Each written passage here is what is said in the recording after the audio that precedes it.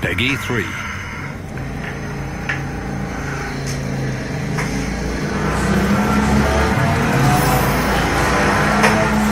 Aí pessoal, tô trazendo dois novos vídeos de Project Cars 2.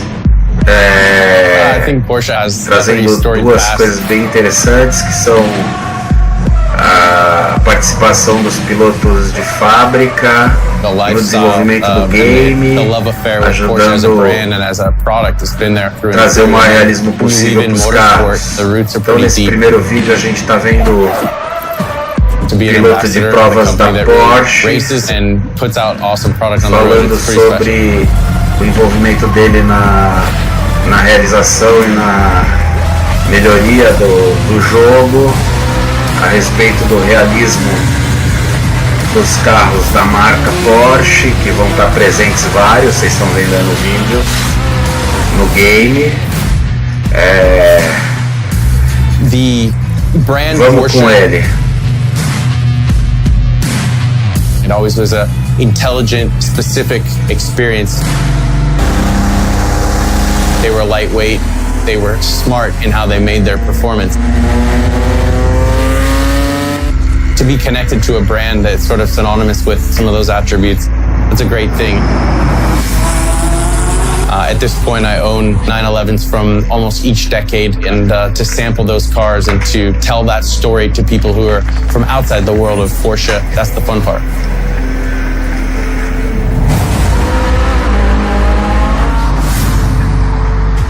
My involvement with Project Cars came from a very pure driver-engineer relationship, working with them on tuning Porsche's product to relate back to the user in the crispest and most authentic way.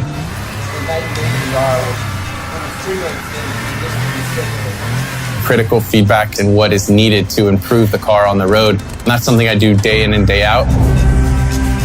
Doing it from a simulation aspect with AJ and the Project Car guys, that's unique for me. To be on the software side, it's really a behind the scenes. Overall grip is out right. A little bit on some of the suspension and tire models, trying to get the realism as high as possible. It's pretty natural to just jump right in, get my hands dirty with their engineers and tell them where I thought they were nailing it on the product and connecting the real feelings and emotions and handling to a GT3 RS or a 936 race car. What I quickly realized is that driving some of these cars was bringing that same engagement, that same challenge, that same connection that I love about vintage racing.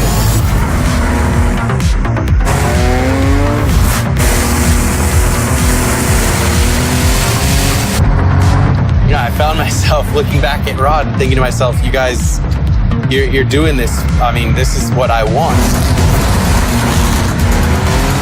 Captivating experience of vintage racing and how easily you could lose control of the car. Getting into $10 million vintage Le Mans winning cars, even for me, something that I'll never be able to do. I think there's a lot of people who can put their hands on this software, walk through the history of this company, tap into some of Porsche's racing heritage, experience some of these cars that they might not ever get to physically, and I think that's one of the coolest parts of simulation. My name is Patrick Long. I'm a Porsche factory driver.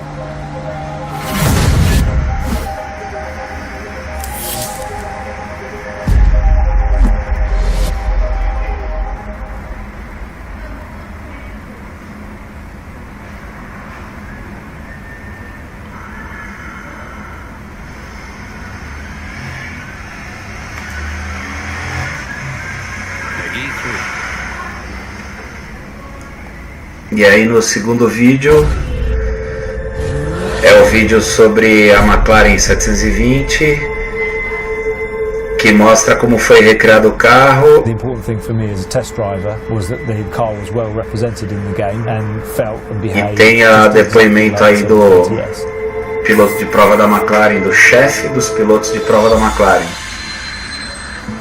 In mid-2016, Slightly Mad Studios began the process of recreating the McLaren 720S in-game for Project Cars 2.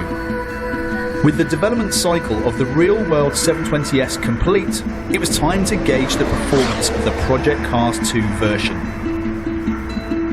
First test, I wasn't so impressed. I was impressed with everything but the feel and the performance and the handling of my car in this virtual world. Talking to those guys, they use a different language. They're looking at the same things, but they interpret them differently. Probably more objectively than subjectively in a lot of ways than we do in road golf. We operate in parallel worlds. A month later I drove a game, and actually there was massive progress on some of the other McLaren products in the game. So there's an F1, there's a 650 GT3 car, everything basically that McLaren has. For instance, the GT3 car around Brands Hatch felt exactly the same. So it gave me loads of confidence that we could get there. But the complexities of the 720S are staggering, so it was time to bring the key figures to London for one final test. Our systems have traditionally worked around typical cars with, passive springs and dampers. The McLaren system is completely active, and it's adapting every 5 milliseconds, I believe it is. So finding a way to adapt our systems to mimic what they are doing in the real car has been an interesting challenge. It helps tremendously for us to, from time to time to work face-to-face and directly with drivers or engineers to help calibrate our language so that we talk the same way and know what we mean. Final test came and we threw everything at it. We had guys flying in from America, from the gaming company. We had the vehicle dynamics expert from McLaren Automotive. We had Pirelli test engineers, people that I work with developing this car in reality, all around the same piece of equipment, all around the same software, all around the same calibrations, and it was fantastic. I hadn't realised really how much depth they go into the physics of the car models.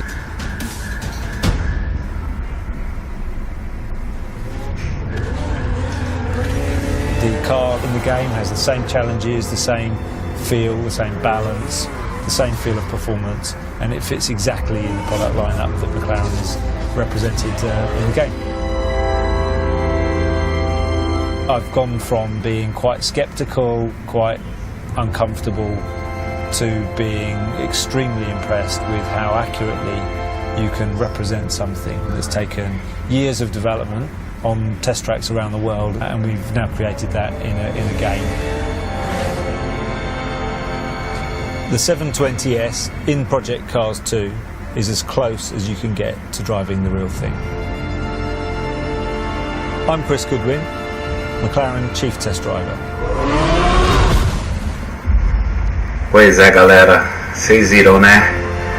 Agora só falta lançar logo o jogo pra gente poder meter a mão nessas máquinas incríveis aí e